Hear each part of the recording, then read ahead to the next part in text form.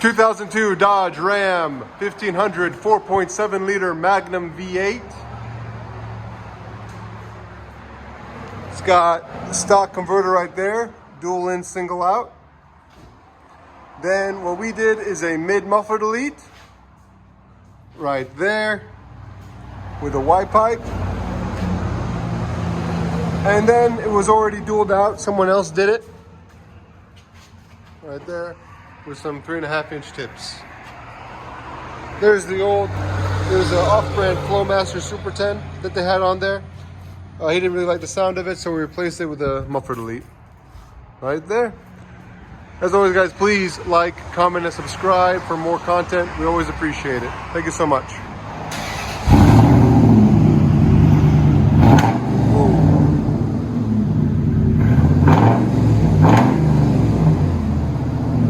That sounds really good.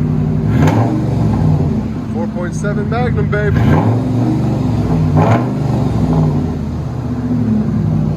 109.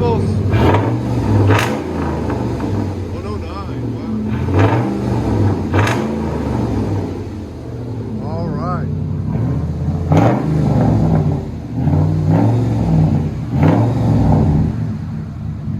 Go and back it up.